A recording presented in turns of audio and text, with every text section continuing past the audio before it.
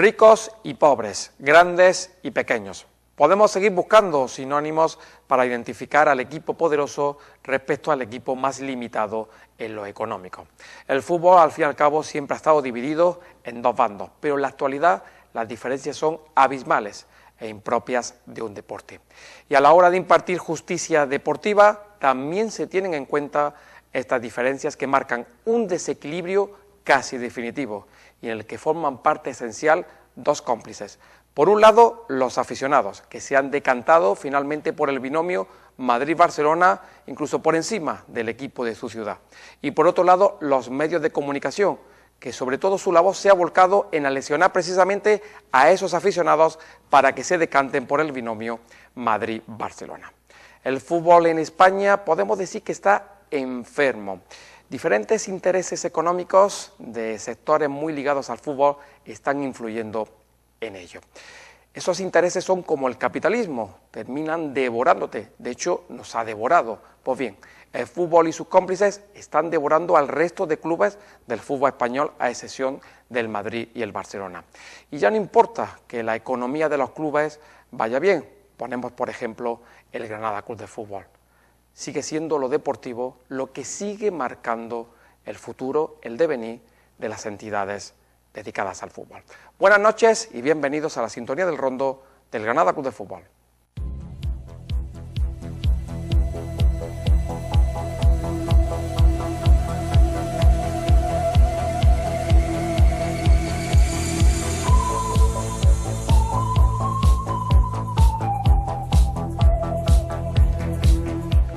De vuelta a nuestro horario habitual de las 11 de la noche de los jueves, no se extrañen de nuevo, estamos a jueves efectivamente, y vamos a hablar hoy de un tema, quizás en la intro le han quedado dudas de por dónde pueden ir los tiros. Es cierto que la semana pasada comentábamos que íbamos a tener a David Navarro en nuestro programa, pero se ha convocado una asamblea en la Liga de Fútbol Profesional de forma urgente. Además hay un tema que es importantísimo, los derechos de televisión que en un principio se iban a vender conjuntamente, aún no se ha firmado el decreto por parte del Gobierno y está poniendo muy nervioso a los clubes de fútbol que tienen que cerrar diferentes contratos en el futuro y dependen de los derechos de televisión. Por tanto, no vamos a tener hoy a David Navarro, pero la redacción rápidamente ha sacado un tema. Y hoy vamos a hablar de justicia deportiva. La justicia dentro del terreno de juego y la justicia fuera del terreno de juego.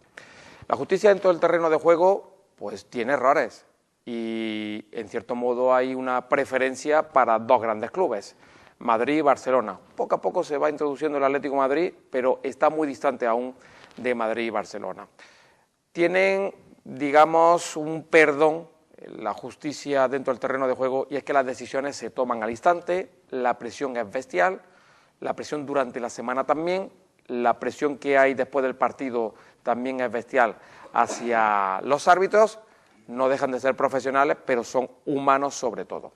Y después tenemos la justicia que se imparte fuera del terreno de juego, los comités de competición, apelación o el Comité Superior de Disciplina Deportiva, ahora ha cambiado el nombre, pero bueno, el máximo rector de justicia deportiva, el que rige el Consejo Superior de Deportes. Ahí tienen tiempo suficiente para tomar las decisiones y cometen en ocasiones mucho más errores que los que se puede ver dentro de un terreno de juego. Y para el debate de hoy hemos traído solo a dos invitados y yo creo que dos invitados que manejan perfectamente esta situación.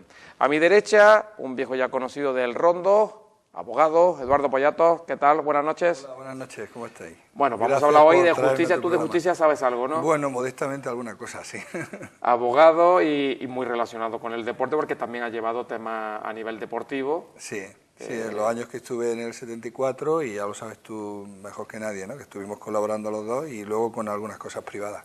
Siempre digo lo mismo para que, como ha dicho el 74, a algunos no le entren nervios. Eduardo Poyatos fue jugador del Granada Club de Fútbol en las categorías inferiores. ¿Qué te faltó para jugar en el B? Bueno, en el recreativo en aquella época. Bueno, yo estuve jugando en un equipo que, estábamos hablando del año 80-81, no, en lo que era el juvenil nacional que había en esa época, que lo llevaba Mingorance, que sí, fue jugador. Padre. y luego en el Real Granada, que desapareció. Sí, que fue el equipo que curiosamente era Antonio Hita el entrenador, que luego ha estado con nosotros en las categorías inferiores en el 74 muchísimo tiempo, y luego en algún año jugué en el Recreativo también. Pero el Real Granada también juvenil o ya era... No, el Real Granada jugaba en senior, era una preferente porque, si no me equivoco, en el año 80-81 se pasaba de tercera a segunda A, creo que no estaba la segunda B, que apareció. Entonces, estaba realmente el equipo jugaba en regional preferente, que venía a ser una tercera, porque yo recuerdo de jugar en campos donde se juega ahora en tercera, ¿no? Es decir, que realmente, y fue un año muy bonito, además estuvo muy bien. Antonio Hita estaba en su época de entrenador mejor, ¿no? Y la verdad que fue unos años muy bonitos, ¿no? Yo tengo buenos recuerdos de aquello, pero vaya que fue un paso, va bien corto. Un histórico de los banquillos en Granada. Y tenemos un invitado nuevo, conoce perfectamente lo que es el impartir justicia. Pedro Rubio, árbitro de categoría nacional, ya es árbitro y que nos va a comentar hoy algunos detalles sobre esa justicia, no solo la que ellos juzgan, sino también la que se juzga luego en los diferentes comités, porque hay decisiones arbitrales que los propios comités las echan atrás. Y uno luego mira, como yo siempre digo, el chivato, el vídeo, y te das cuenta que el que ha acertado es el árbitro y no el comité. Pedro, ¿qué tal? Buenas noches. Buenas noches. Bienvenidos a El Rondo. Muchas gracias. Bueno, vamos a hablar de un tema, es delicado porque a los árbitros o a los exárbitros también le cuesta trabajo hablar de temas de justicia, dentro y fuera del campo. Bueno, sí, la verdad es que quizás por la inercia, ¿no?, que cuando estás en activo tienes de ese hermetismo que tiene el colectivo, ¿no?, que quizás pues por los consejos que te dan, ¿no?, de no crear más polémica o de ceñirnos a nuestra labor en el terreno de juego y olvidarnos del resto, que para el resto ya hay órganos competentes, pues es difícil ver a un árbitro, quizás también un poco por corporativismo, por los compañeros que todavía siguen en activo, criticar, ¿no?, criticar a los compañeros o criticar al colectivo, ¿verdad? Yo tengo mi propia teoría respecto a por qué los árbitros no hablan. Es sin hablar y son los protagonistas del fútbol. Pues imagínense si hablan, le sacarían punta al tema y nos olvidaríamos de... Si ya hay 18 equipos de los que no se habla, pues imagínense si un colegiado habla, pues ya... Y sobre todo no hablarían de la incidencia que ha ocurrido. Vamos a poner el partido del Granada-Elche, que hubo 3 jugadas polémicas. Una, insisto, lo del chivato, el gol está bien anulado, la reglamentación cambió con respecto al fuera de juego posicional esta misma temporada, la expulsión de Damián Suárez, le han quitado la tarjeta y efectivamente el jugador, yo creo que ni tan siquiera llega a tocar al jugador del Granada. Pues esa jugada, el árbitro si hablara no tendría ninguna importancia, si hubiera sido el Madrid y el Barcelona el que estuviera en juego, pues sí traería cola. Entiendo que no habléis y estoy de acuerdo con que no habléis mientras no cambiemos el mundo del fútbol. David, vamos con las claves. Vamos a tener 2 claves en el día de hoy y vamos a empezar por la primera. Ahora lo explicaremos. Buenas noches, Gerardo, buenas noches a nuestros invitados y buenas noches a todos nuestros espectadores. Como decía Gerardo, al caerse el tema de David Navarro, hemos decidido seguir con nuestra política de hablar de la actualidad, de cosas que están sucediendo ahora mismo en el mundo del fútbol, y con la agresión de Cristiano, el lanzamiento de la bota de Arda Liniers, decidimos que íbamos a hablar hoy del cumplimiento de las normativas según equipos grandes y pequeños. Y es que esta es una división muy simple y muy sencilla en nuestra liga, pero también muy antigua. Es cierto que hay o puede existir un agravio comparativo entre los todopoderosos gigantes de la Liga Española y el resto de equipos que la integran, y aunque lógicamente no todos están en el mismo escalón, en este tema se sienten igual de perjudicados, cosa que luego tampoco es así de cierta, o por lo menos no así al 100%. Sin embargo, hoy no queremos acudir ni al reparto de las televisiones, ni al límite presupuestario, ni a otra serie de cuestiones económicas, sino que vamos, como decíamos, a acudir al cumplimiento de las normativas. Y en este sentido hemos dividido el debate en 2 claves. Ya en la segunda hablaremos de los comités y organismos reguladores y sancionadores, pero en esta primera queremos fijar nuestras miradas en los árbitros,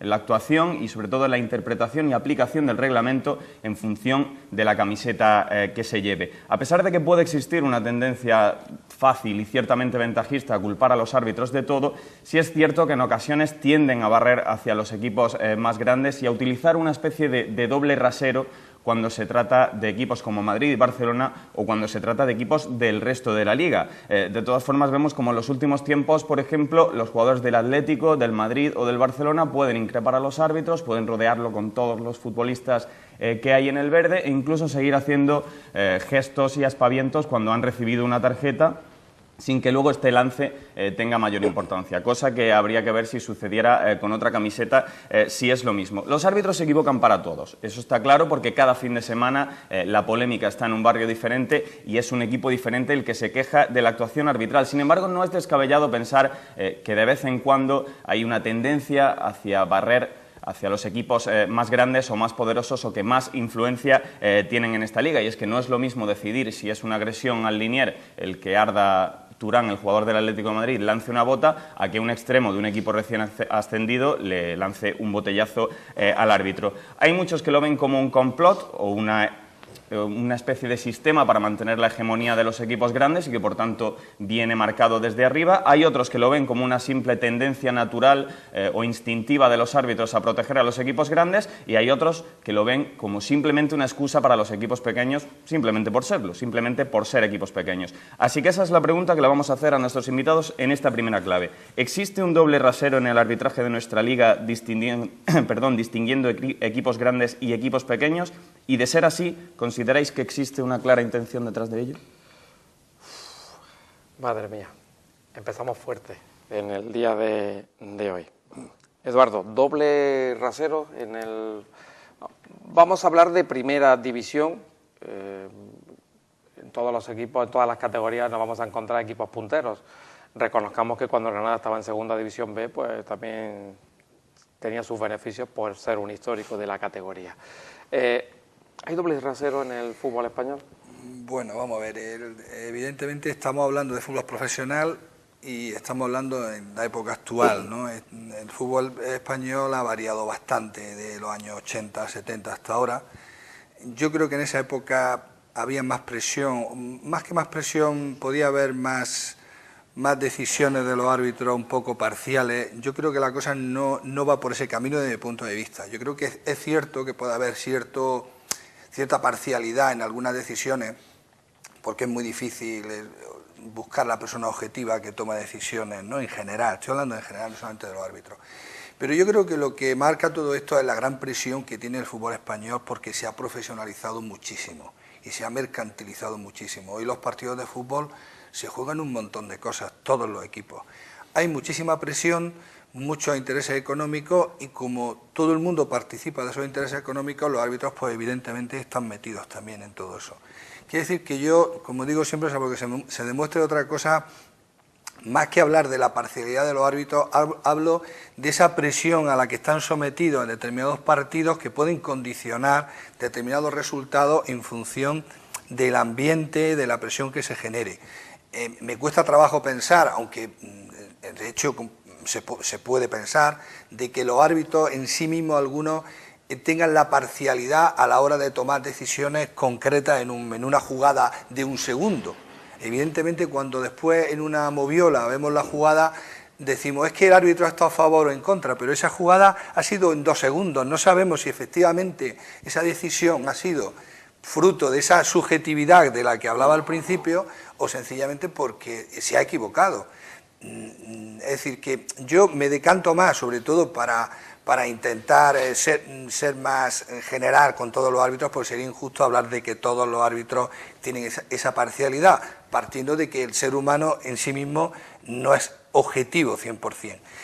Y habría que analizar qué grado de esa subjetividad influye en las decisiones y qué grado no. Eso es muy difícil, porque la presión en la que un partido como Madrid-Barcelona, una final o un partido de alta competición sometemos a los árbitros es muy grande. Entonces, ¿quién está capacitado para decir que un árbitro ha actuado a favor o en contra de uno de los equipos? Pues es difícil.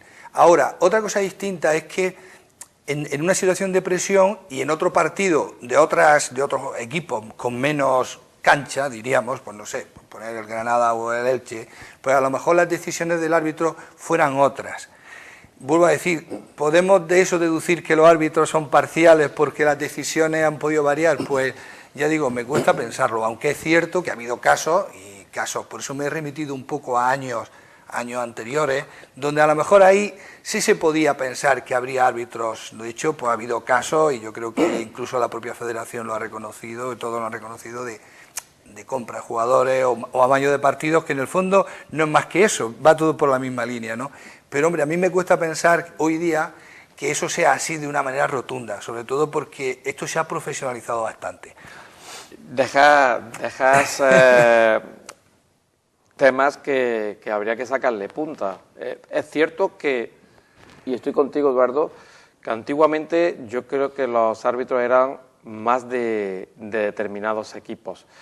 Y que dentro del colectivo arbitral, Pedro, eso tú lo conocerás algo más, nos estamos remontando a años 60 sí, y 70, 70, casi 80, había una fuerte influencia de quienes regían la federación o el comité, pero hoy en día, Pedro, ¿intención en un árbitro en poder perjudicar a un equipo? Bueno, Gerardo, a mí en principio me cuesta creer que los árbitros tienen una intención parcial a priori de perjudicar a cualquier equipo. Yo creo que hoy en día, como tú comentabas, los árbitros son profesionales y tratan de hacerlo lo mejor que saben y pueden, y en principio pues toman las decisiones que creen que estiman convenientes en el terreno de juego.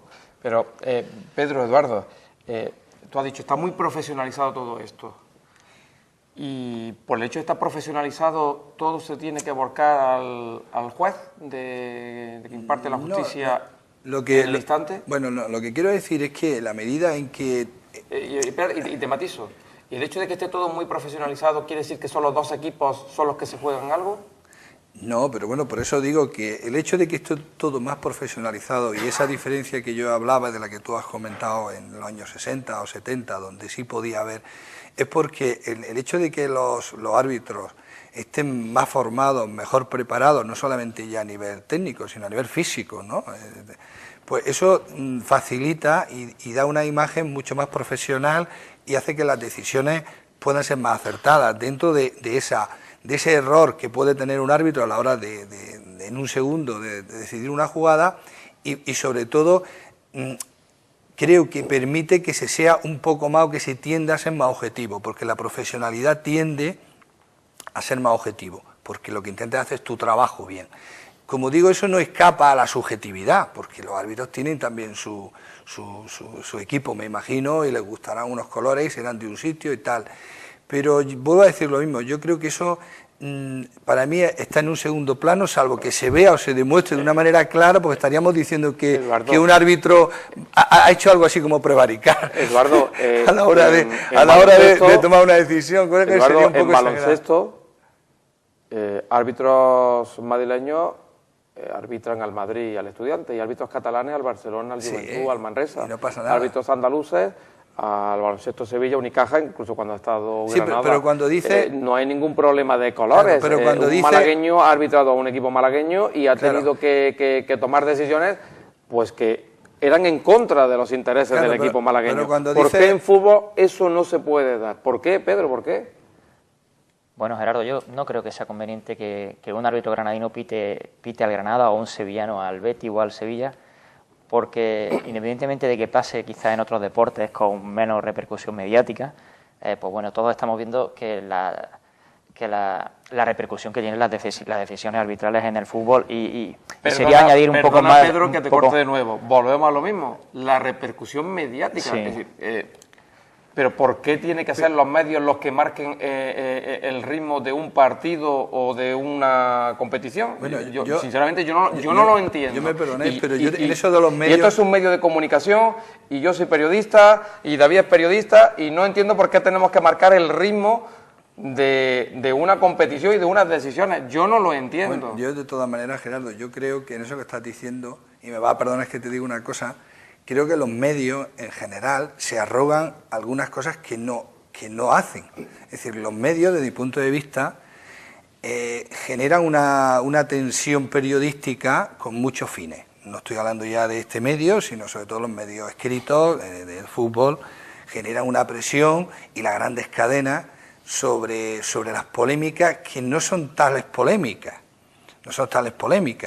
porque realmente son cosas un poco... Voy a hacer un pequeño comentario, si te parece, porque ayer estaba oyendo una radio que venía y estaban hablando de algunos aficionados que decían, hablando del Granada, que si se había que fichar y tal, que si el jugador, que si el patrimonio del Granada, y yo siempre me pregunto que los aficionados, ¿qué tienen que decir sobre ese tema? Porque realmente el club es de una persona que ficha a quien quiere, como quiere, y para nosotros lo importante es... Lo que quiero decir con esto es que los medios generan unas polémicas y una serie de presiones sobre cosas que no son tales. Yo creo que los medios no generan tanta presión. No creo que presionen tanto, por ejemplo, al Barcelona o al Real Madrid o algún equipo a nivel... Discrepo. Pues yo tengo... Discrepo porque basta uno irse... No, pero digo los medios, Sí, los medios. Es que esta mañana te vas al periódico a mirar la prensa escrita, los cuatro... No lo voy a poner calificativos, los cuatro... Pero vamos a ¿realmente llamarlos presionan los periódicos, medios? Los dos de Madrid y los dos de Barcelona. ¿Y qué quieres que te diga? Pero presionan realmente a los medios. ¿Vosotros pensáis que un medio, por ejemplo, puede presionar a Florentino Pérez en una decisión? Yo creo que no. No. Y la capacidad... No hablamos de los dirigentes, bueno, hablamos del que luego tiene que juzgar dentro del campo y fuera del campo. Yo creo que sí, que los medios sí que presionan y sí que influyen y como tú dices, ya esta mañana hemos podido leer el periódico y ver cómo ya ponen un poco el énfasis en la tarjeta, por ejemplo, de ayer noche, el partido de Marcelo, como ya el comité de competición decidirá si anula o no anula, y eso el comité de competición lo sabe, lo conoce, y hoy se ha visto en todos los periódicos, se ha visto 100 veces repetida la imagen de Marcelo, que no toca, y pondrán, digamos, el acento. Entonces, el árbitro... Cuando le quiten la tarjeta, que es justa, ¿no? Sí. Es justa que le quiten la tarjeta, en esta ocasión es justa, pues el otro bando, decíamos que esto siempre estaba dividido en dos bandos en la introducción. Los dos bandos no es que sea Madrid-Barcelona, Madrid-Barcelona es un bando y el otro bando son los pobres, ¿no? Pero también entre los grandes hay dos bandos, el Madrid por un lado y el Barcelona por otro. Pues en la otra acera seguro que van a arremeter contra los comités por el hecho de que le retiren una tarjeta que es justa, en este caso, a Marcelo. Gerardo, pero pasó con Damián el otro día y lo has comentado antes. O sea, Damián, lo que pasa es que la repercusión... justo. Sí, pero eso no... La repercusión no la repercusión en el Marca, o en el AS, o en cualquier periódico deportivo, o no, no en la sí, tarjeta pero la pregunta de influye todo eso en que a la hora de que un comité tome una decisión sobre algo realmente, o influye las pruebas que haya podido presentar un equipo y la realidad de lo que ha pasado y las imágenes de un partido, o realmente llega a influir el medio como tal medio en la decisión de un comité? Yo creo que la prensa deportiva en este país tiene muchísimas influencias no solo en los comités y en los organismos, sino también entre, por supuesto, la afición y los propios clubes. De todas formas, y recogiendo el guante de lo que tú decías, yo no es que vea una clara intención de los medios para presionar. Lo que existe es que al profesionalizarse el fútbol, como tú has dicho, claro, los medios de comunicación también lo han hecho. En los años 70 valía con que el fin de semana me echaran los 3 resúmenes de los partidos que había habido. Ahora hay que hablar toda la semana sobre los temas que se han producido. Entonces es una demanda de información más que la intención de presionar o de estar efectivamente, ahí. En eso estoy totalmente... No, pero lo que dice David, yo estoy totalmente de acuerdo. Es decir, hay más abanico de opinión, más posibilidades de expresión, con lo cual el que tiene que tomar la decisión tiene más puntos de vista en general. Pero a lo que yo voy es que esas decisiones tienen que tomarse en base, pues, a las pruebas que se presenten, a la normativa, pero no dejarse influenciar. Por eso digo que la capacidad de influencia de los medios puede ser relativa, en la medida en el que toma la decisión es una persona formada y es un profesional, porque si no estaríamos en manos de lo que diga un club, de lo que diga la prensa o de lo que diga alguien, y eso no... Sí, es muy fácil decir que, bueno, la responsabilidad es del árbitro o de los comités, que luego hablaremos de los comités, y yo simplemente me limito a hablar. Pero, David, yo creo que los medios no tienen ninguna exigencia para hablar de los árbitros, ninguna, hablan porque les da la gana y... Eso digo, porque es tiempo físico, hay que rellenar información. Ese es el tema, la información no se rellena, se da. Si no tienes para hablar más del Madrid y del Barcelona, pues mira, hemos tenido balonmano, ahora hay una universiada, no está en Granada, no pasa nada que le dediquen en Madrid un minuto, se puede hablar del Granada, que no deja de ser un perjudicado en algunas decisiones, el Granada sí, termina siendo perjudicado porque es el equipo pequeño, y a la hora de jugar contra los equipos grandes, en esas decisiones dentro del terreno de juego, también vienen influenciados porque se están jugando la Liga, el Madrid, el Barcelona y ahora el Atlético de Madrid. ¿Y qué pasa? ¿Que el Granada no se está jugando nada? ¿No se juega el descenso? ¿No tiene derecho a que se le juzgue de igual manera? ¿La presión siempre va para los mismos? Desde Madrid, y tenemos que incidir en eso, desde Madrid solo se mira al que gana la Liga, solo es beneficioso para el fútbol español el que gana la Liga, no es beneficioso para una ciudad como Granada que esté en primera división y que no pueda ser perjudicada. El Granada pudo bajar en la primera temporada de esta vuelta a primera división por un error arbitral en un fuera de juego de Tamudo, en Vallecas. Pudo bajar. Un error que, bueno, yo matizo todo ese error, porque era del juez de línea, que se jubilaba en ese partido. Si pita el fuera de juego... El Villarreal bajó por un error. Sí, yo creo que ese asistente hubiera sido su último partido y su último día de vida, si llega a señalar el fuera de juego, el doble fuera de juego en la acción. No digo que lo hiciera intencionadamente, pero para que veamos que determinadas decisiones perjudican también a los pequeños, no solo a los grandes. Un matiz muy rápido que nos vamos de escaparate. No, si yo vuelvo a decir lo que ha dicho David, que todo lo que tú dices me parece bien, pero que esa importancia que se da a los grandes está en función del tipo de liga, del tipo de deporte y de la importancia que tiene. Por supuesto que lo que interesa a los medios, ¿qué es? Pues si te coges un periódico de deportes, sale el Barcelona y el Real Madrid casi en un 60% de las páginas. ¿Por qué? Porque hay un interés... O un 80%, porque hay un interés mayoritario. Pero eso lo que no debe de llegar eso es a que eso genere una diferencia, que vamos a la otra parte, en el trato a nivel de decisión de los árbitros o de decisión administrativa en cuanto a las sanciones o a los comités. Eso no debería llegar ahí, aunque puede llegar, pero no debería. Otra cosa es la prensa. La prensa puede decir, como tú has dicho, informar cada vez más, pero eso no significa que... Pero 30 segundos... Sí, bueno, no, me refiero, hablando un poco de la repercusión mediática que tiene en aquel partido de Vallecas que comentaba, provocó que ese error arbitral grave provocó que el Villarreal bajase y no vimos ninguna portada ni ningún titular periódico. El Villarreal es grande ya, ¿no? O sea, dentro del fútbol español. Y fíjate, y yo matizo con respecto a eso. En realidad un equipo no desciende porque haya habido un error arbitral en el último partido. Desciende porque en 38 jornadas no ha sumado los puntos que tenía que sumar. A ver si un error en el último partido va a ser al final que condene a un equipo, cuando a lo mejor ha sido el único error que ha tenido en contra durante la temporada. Yo creo que hay que ser mucho más objetivos y pensar sin bufanda. Y lo de los medios de comunicación de Madrid, el centralismo Madrid-Barcelona, porque hay que meter a Barcelona también como centralismo, lo del interés hacia Madrid y Barcelona, eso es una mentira. Y lo digo como lo siento, es una mentira, porque el aficionado ve lo que le dan. Y como no paran de darle Madrid y Barcelona, pues esto es como una secta. Te has lavado tanto el cerebro con Madrid y Barcelona que no hay círculo en el que vaya a tomarte una copa, un paseo, una charla en el que no se hable de Madrid y Barcelona, aunque no te interese ninguno de los dos equipos. Nos vamos de escaparates y volvemos enseguida, porque vamos a hablar ahora, hemos hablado en cierto modo de los árbitros, ahora vamos a hablar de la justicia que se imparte fuera del terreno de juego, en los comités, que esa posiblemente tenga todavía mucho más delito que la que ocurre en el terreno de juego.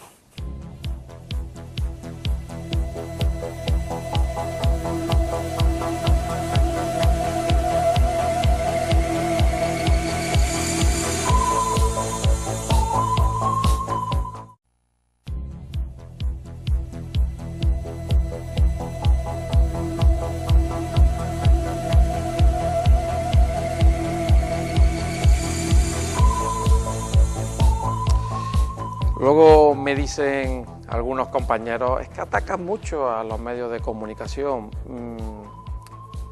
No puedo decir que sea yo el centro de los medios de comunicación, yo soy, como en la palabra, un mindundi, ¿no?, dentro de este gremio, porque hay grandes profesionales en España, en Granada para qué decir, pero yo sí me veo con la libertad de opinar que el periodismo es muy mejorable, el periodismo deportivo es muy mejorable, en primera persona, tengo que decirlo, empezando por mí, pero... En un momento en el que es muy fácil. Sí, muy también. Pero esto tiene que cambiar, porque el negocio del fútbol no reside en dos equipos. Comentaba aquí fuera de micrófono con el exárbitro, con Pedro Rubio, que ahora mismo la Liga tiene a 6 equipos que pelean por jugar a la Liga de Campeones, con posibilidades de poder quedar campeones de Liga. Es cierto que ya hay una diferencia a lo mejor entre el Villarreal, el próximo rival del Granada, y el Real Madrid, pero bueno, ahí están las posibilidades de recortar, de meterse el Villarreal hasta tercero que se puede meter.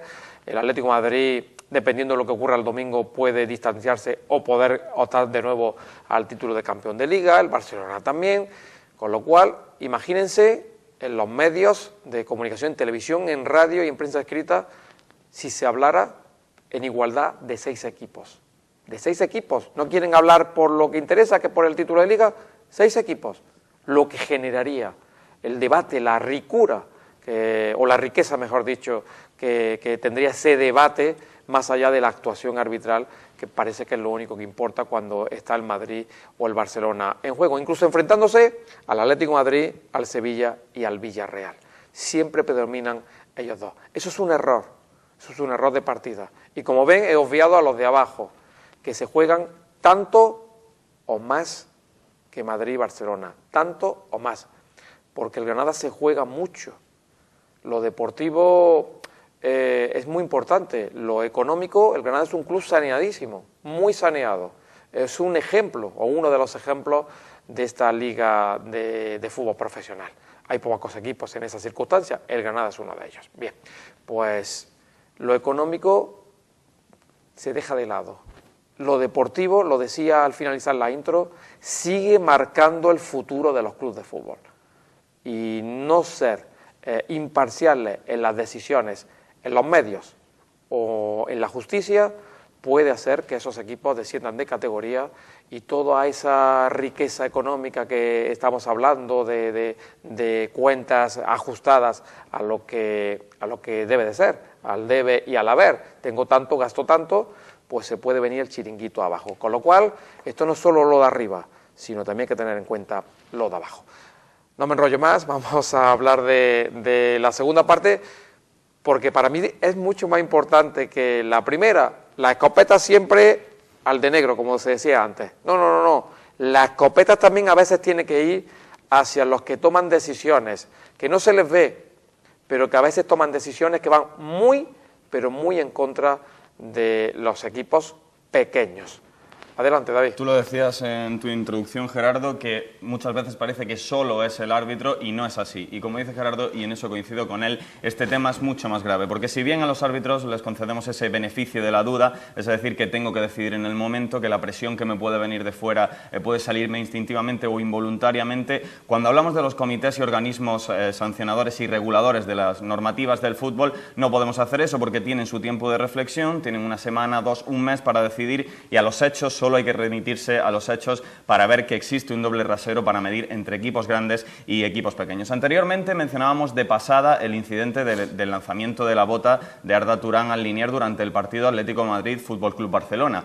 Pues bien, no es muy descabellado comparar esa acción con, aparte de que no le dio, o con la única diferencia de que Arda no impactó en el Liniers, con lo sucedido con Dani Benítez en el Estadio Nuevo Los Cármenes en el Granada Real Madrid de la primera temporada del regreso del equipo rojiblanco a primera, en la que Dani Benítez impacta con una botella en la cara de Clos Gómez. Recordemos que el comité sancionó a Dani Benítez con 3 meses de inhabilitación, por supuesto se reflejó en el acta como agresión. Sin embargo, cuando uno acude a la acción de Arda Turán, solo vio tarjeta amarilla, el árbitro ni siquiera lo reflejó en el acta como agresión y, por supuesto, el Comité de Disciplina Deportiva no consideró que había que actuar de oficio en esa acción. Por poner otro ejemplo, y sin irnos de Granada, cuando en esa misma temporada el Mallorca visita el Estadio Nuevo Los Cármenes en un accidentado incidente que protagonizó un joven aficionado en la grada, haciendo aspavientos, moviendo el paraguas, impactó en la cara de uno de los linieres de Clos Gómez. Recordemos que el partido se suspendió, que la policía inició una investigación y que después de esa investigación y de estar el partido suspendido, se llegó a la conclusión de que había sido un accidente. Pues bien, aún así, se decidió que el resto del partido se jugara a puerta cerrada. El Mallorca empató con polémica de por medio, pero no se dudó en que el partido o el resto del partido debía jugarse a puerta cerrada. Sin embargo, todos recordamos la la lamentable imagen del regreso de Luis Figo al Camp Nou con el Real Madrid y de todo lo que se produjo en el Camp Nou aquel día. Objetos tan insólitos en un terreno de juego como una cabeza de cochinillo, como una botella de alcohol, es decir, unas cosas que no se deben ver en el fútbol y sin embargo nunca se cerró el Camp Nou y prácticamente ni estuvo cerca de hacerse. En este tipo de decisiones, cuando vemos este tipo de ejemplos, vemos ese doble rasero a la hora de medir entre equipos grandes y equipos pequeños y diciendo que existe ese tiempo de reflexión nos parece más grave, pero no son los dos únicos ejemplos. Cuando hablamos, por ejemplo, a la hora de recurrir tarjetas o a la hora de aplicar o ser más rigurosos o flexibles en el fair play financiero y en este tipo de normativas económicas para los clubes, también lo vemos. Así que vamos a dejar la segunda clave para nuestros invitados sobre la mesa. ¿Creéis que existe presión por parte de la LFP y la Real Federación Española de Fútbol para que los clubes más grandes no sean excesivamente perjudicados o no como el resto de los mortales? Y la segunda, ¿consideráis que se sacrifica un poco la igualdad entre los equipos nacionales para preservar una cierta imagen positiva de cara al exterior con equipos que son referencia en todo el mundo, como Madrid o Barcelona? Un matiz solamente, David. El Camp Nou se sancionó, se tenía que cerrar, esa fue la sanción. No sé si era 1 o 2 partidos y estamos ya en el 2015. Y el Camp Nou, yo no recuerdo la última vez que se cerró ese campo. En los años, en este siglo nada, en los años 90 tampoco, con lo cual, bueno, el victimismo de los catalanes y del Barcelona a nivel deportivo no es tal cuando vemos determinadas decisiones, incluido el no presentarse a jugar un partido en la Copa del Rey, que era sanción, como el Racing de Santander,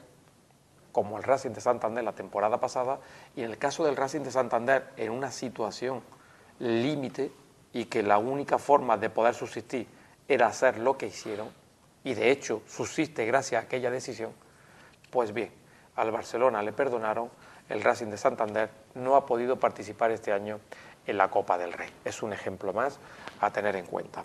¿Hay presión por parte de la Liga de Fútbol Profesional para no perjudicar a los grandes? Bueno, este tema ya es un poquito más complejo. Aquí es ya... más opinable que no... No, bueno, aquí ya yo sí tengo que decir que estamos hablando de justicia administrativa, estamos hablando del poder que pueden tener. Aquí sí cambia un poco la versión. Creo que ahí los medios influyen menos, pero a nivel ya de presión... No sé si decir política, sería mejor llevarlo muchos extremos, pero sí de la Liga o de los comités, o sea, sobre los comités. Ahí puede ser que sí haya existido en muchos casos, y hay constancia, creo, por esa diferencia de criterios tan grande, haya podido haber momentos o grados de presión en función de circunstancias. Creo que en general, lo que hacen los jueces de disciplina deportiva, básicamente con el abanico de pruebas que hay ahora, que antes no las había, porque hace 30 años no había los medios que hay ahora de visuales y de control de los estadios y todo, con lo cual hay más capacidad para tomar una decisión más acertada. Quizá eso es lo que nos sorprende, de que en unas situaciones no se toma una decisión que se podía tomar cuando en otra es prácticamente idéntica. Claro, al final se llega a la única conclusión de que la interpretación que puede hacer de la normativa deportiva a tenor de las pruebas que hay por las actas de los árbitros, las imágenes, pues la hace el juez que toma la decisión deportiva. Eduardo, tú eres abogado. ¿La acción de Arda Turán es lo suficientemente grave como para que se actúe de oficio, sí o no? Pues seguramente sí, porque es un acto que está fuera de lo que sería la conducta de un jugador en el terreno de juego, por muy disgustado que esté, sobre todo porque es un profesional. Yo soy bastante crítico cuando los profesionales hacen cosas en el campo fuera de lo que es su juego, su función profesional, que es jugar. ¿Por qué? Porque vuelvo a lo que tú sabes que yo opino siempre, que esto se ha profesionalizado tanto que hay que exigir profesionalidad al 100%, porque estamos pagando sueldo a un trabajador, con lo cual, si un hombre en una empresa coge una máquina y está haciendo algo y le da un porrazo a alguien, pues ¿por qué a un jugador de fútbol le vamos a perdonar ese tipo de conducta? Es decir, si en una empresa normal castigamos conductas porque vienen en la normativa laboral, ¿por qué a un trabajador que es futbolista no? sencillamente porque el fútbol es especial. Pues yo en eso estoy totalmente en desacuerdo. Ahora, vuelvo al tema, igual que en una empresa puede ocurrir algo y hay que ir a un juez que lo interprete, pues por una falta, pues habrá que ver qué interpretación hace el juez deportivo sobre estos temas, y ahí es donde viene la polémica, porque tiene que decidir cosas que en algunos casos pues nos parecen un poco extrañas. Es decir, ¿por qué? Porque interpretan los reglamentos o las normas en función de circunstancias. Y ahora, ¿sobre esa decisión hay influencia y hay presión? Creo que en algunos casos sí, y voy a poner un ejemplo, ya a nivel de justicia normal. En la justicia ordinaria ¿hay presiones sobre los jueces? Pues muy poca, o prácticamente nula, porque un juez ordinario no conoce a nadie. Pero ¿soporta ese juez la misma presión que el juez de la Audiencia Nacional sobre un tema político? Pues no, pues eso todos lo sabemos que no. ¿Por qué? Porque las presiones que hay a esos niveles, a nivel de teléfono y a nivel de llamada y a nivel de contacto, son tan grandes que la presión... Y tiene que ser una persona con mucha capacidad para decir, no, esto tiene que ser de esta manera. A nivel deportivo, pues creo que ocurrirá algo parecido. Y ahí sí es cierto que hay muchos casos, y lo hemos visto en televisión y los vemos, que sí se han podido producir diferencias de criterio en función pues, de cómo interpreto una cosita. Si el tío que tira el paraguas, pues yo interpreto que lo ha hecho de esta manera, pues nos hubieran sancionado más de lo que luego pasó, que no pasó nada, me parece, ¿no? No, es que el informe al final fue un percance involuntario. Claro, sí, pero... Se demostró que fue un paraguas casi recién comprado en una tienda de estas más económicas, lo que comúnmente denominamos de los chinos. El chaval era un inmigrante, pues se puso a animar al Granada. Una parte del paraguas salió disparada, de hecho se quedó con el mango, no fue el paraguas entero, y el chaval del miedo salió corriendo. Claro. Pero se demostró que fue un percance. ¿El partido estaba bien suspendido? Yo creo que sí, porque en ese momento no sabes lo que ha ocurrido, no sabes si ha habido una intencionalidad o no. Pero una vez que ya se ha hecho la investigación, lo extraño es que el partido se jugara a puerta cerrada. Claro, pero si el paraguas se escapa en el Madrid-Barcelona en el último minuto y jugándote la Liga y tal, ¿qué hubiera pasado? Pues a lo mejor lo sancionan, no lo sé, es que... A lo mejor el asistente sale, ¿no?, con una tirita. Claro, y el partido continúa. Lo que quiero decir que buen apunte, porque seguro que hubieran dicho que el juez asistente que por un minuto pues uno sale si hace falta con muleta, con lo que haga falta. Luego, y si me perdonéis, voy a poner otro ejemplo que tú conoces y que lo vamos a recordar, si realmente toda esa carga de presión pues fuera tal y como la estamos hablando, de la que yo creo que hay cierta presión, pues por ejemplo en el caso del Granada 74, cuando nos dejaron jugar en la Liga, hubiéramos ido al comité este famoso internacional, que no sé ya no el TEI o el TAS, y falló a favor del Granada 74, un club que no era nada, en sentido figurado, ¿no? Es decir, no era un club de una... Y en cambio falló a favor, con lo cual... ¿Por qué ahí no hubo presión? Pues seguramente porque no llegó alguien a esa presión, a esos jueces. Quiere decir que hay casos, muchos casos, donde hay tribunales y jueces que sí tienen una cierta independencia en el sentido mayor de la palabra. Todos la tienen, yo parto de que todos la tienen, pero es cierto que en algunos sectores pues sí puede haber, y el gran debate que tenemos sobre el tema de la justicia deportiva es el corte que tiene para saltar a la justicia, ¿no?, a la justicia ordinaria. Pedro, es donde está un poco la polémica, ¿no? Hablaba de David de si se sacrifica la igualdad de la competición, el tema de la ventaja que reciben también en los comités los dos grandes. Hombre, como él comentaba, y me parece muy acertado. Un matiz que te hago. Cuando un árbitro toma una decisión, todo el mundo estamos viendo que la decisión del colegiado, pues mira, ha estado bien tomada. Cualquiera de los dos equipos reclama, comité de competición, apelación y al Tribunal de Arbitraje Deportivo, que es como se llama, tiene otra denominación, ¿no? El TAS, sí, el Tribunal de Arbitraje Deportivo creo que es. El Consejo Superior de Deportes, el Comité Español de Disciplina Deportiva de toda la vida. Y ves que los diferentes comités, o uno de ellos, modifican la decisión del árbitro, que ha estado bien tomada, pero para poder favorecer a cualquiera de los dos grandes. Bueno, Yo sé que al colectivo en general pues no le agrada que te quiten una tarjeta, que un árbitro, por ejemplo, una decisión disciplinaria, porque está claro que una decisión técnica tomada en el campo ya no tiene marcha atrás, pero una decisión disciplinaria pues nunca agrada, ¿no? Y lo sé. A mí particularmente entiendo que es un órgano totalmente distinto y creo que la función del árbitro termina cuando redacta el acta, ¿no? Redacta el acta, sale del terreno de juego y ya lo que pase posteriormente pues no es competente de otro órgano y que él asuma las responsabilidades si quiere asumirlas y si no, que no las asuma, ¿no? Como es. Que lamentablemente lo que yo creo que muchas veces está pasando. Lo que sí es verdad es que deberíamos levantar un poco la vista y mirar a qué pasa en otros países, en otras competiciones futbolísticas de la misma calidad que la nuestra y ver cómo existen comités que marcan, digamos, tienen unos criterios totalmente distintos, que entran de oficio y que pedagógicamente imponen un modelo de futbolístico distinto al que nos imponen aquí, ¿no? Buen ejemplo, y el fútbol inglés en eso nos lleva años. Iba a decir siglos de ventaja, pues sí, el fútbol en España llegó hace 130 y tantos años, ¿no? En Inglaterra algo más, pues nos lleva más de un siglo de ventaja, porque desde que el fútbol se jugaba en Inglaterra ya iban muy por delante nuestras. Por cierto, un ejemplo más de hasta dónde llega la presión y el Granada como perjudicado. ¿Se acuerdan de aquel año del famoso ascenso del Murcia aquí en Los Cármenes?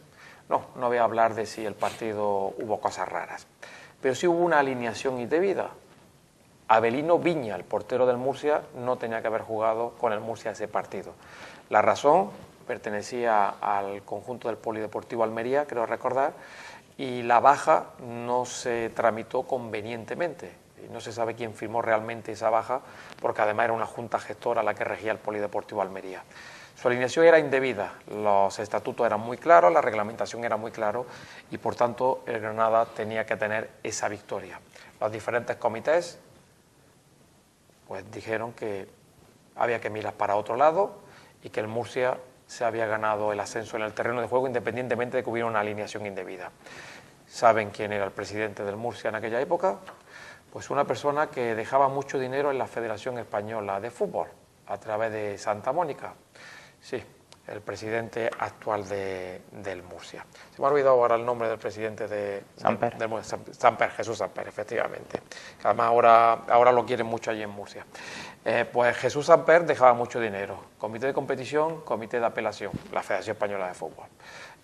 Tardaron poco en decidir. Cuando llegó al Comité Español de Disciplina Deportiva, se tardó algo más, pero la decisión fue exactamente la misma. La influencia de un señor valió también un ascenso del Murcia. El perjudicado, el Granada Club de Fútbol.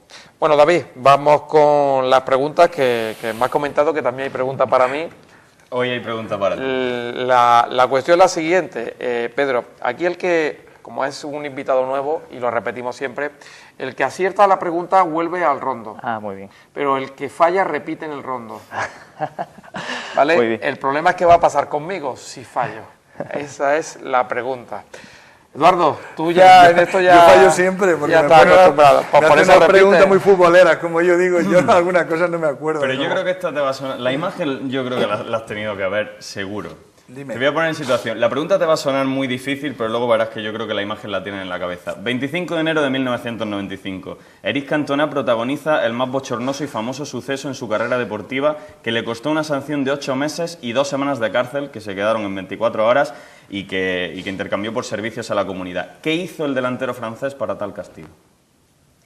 Eric Cantona. Sanción de 8 meses y 2 semanas de cárcel. Fue en Inglaterra. En el Es más, Manchester fue en el United. estadio del Crystal Palace. Palacio de Cristal. me imagino. Cantona ve una tarjeta roja y conforme se está dirigiendo al banquillo, algo sucede y hace algo que le cuesta una sanción de 8 meses y 2 semanas de cárcel. Pues no sé si... Él es futbolista, no era judoka. Buena pista. No recuerdo exactamente. Sé ya a lo que te refieres de lo que pasó con Cantona. No sé si es que se quitó alguna cosa o... No. ¿Rebote? ¿Rebote? Sí, agredió a un espectador del equipo local. Sí, Una pero patada no... voladora con los dos pies. Tiene que sonarte la imagen de Cantona Sí, saltando sí, una valla impactando saltó contra... una Hace valla muchísimo tiempo. a Han modo pasado de- tantas cosas de a tantos modo jugadores. de judo, saltó una valla a modo de... Bueno, ni valla, porque no había valla. Saltó directamente y le dio con la pierna al espectador. Bueno, aquello fue espectacular. Hombre, Muy de Eric Cantona. Todo Si me se hubieras ha puesto dicho el de paso. cabezazo de Zidane, pues ese sí lo recuerdo bastante bien, pero eso hace mucho tiempo. Pues tenía 28 años el francés y casi fue el principio del final de su carrera. Lo habían expulsado y de camino al banquillo un aficionado del Crystal Palace le gritó algo aludiendo también a su procedencia francesa y a Cantona se le fue totalmente y la patada voladora soltando la valla. Creo que todos le pusieron recordamos. poco. Y al jugador poca francés, sanción. era difícil que lo expulsaran, muy difícil que lo expulsaran de un terreno de juego. Venga, Pedro, Efectivamente. tu turno. La Pedro también tiene su salsa y es un momento futbolero que, a ver cómo te acuerdas de bien de ese momento. A ver. ¿Qué jugadores estuvieron implicados o al menos qué equipos estaban disputando el partido del ya famoso momento entre Mejuto González y Rafa Guerrero de Rafa, penalti y expulsión? Sí, fue en Zaragoza-Barcelona. Muy bien, ¿te acuerdas? ¿Es posible que te acuerdes de los futbolistas implicados en la acción? No. Aguado Aguado es central uno. del Zaragoza.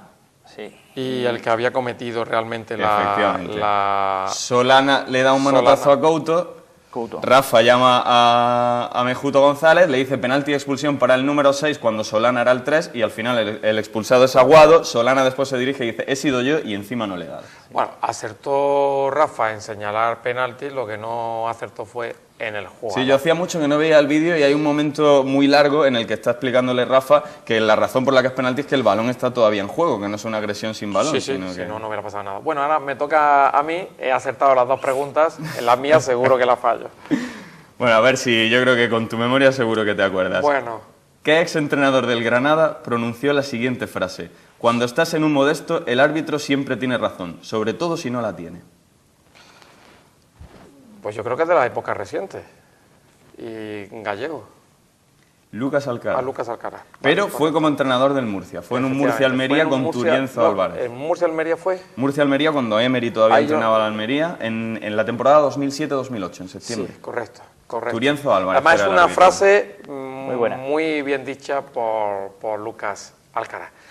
Repito en el rondo. Repite. La semana que viene será el próximo jueves a las 11 de la noche. Trataremos un nuevo tema de actualidad relacionado con el Granada Club de Fútbol. Pues gracias por su confianza y recuerden que aquí en el Rondo Granada, el Rondo del Granada Club de Fútbol, hablamos de todo, con libertad y no nos marcan el guión. ¿Entendido? No nos marcan el guión. Hasta la semana que viene. You showed me what it was to cry. Nothing's right. I'm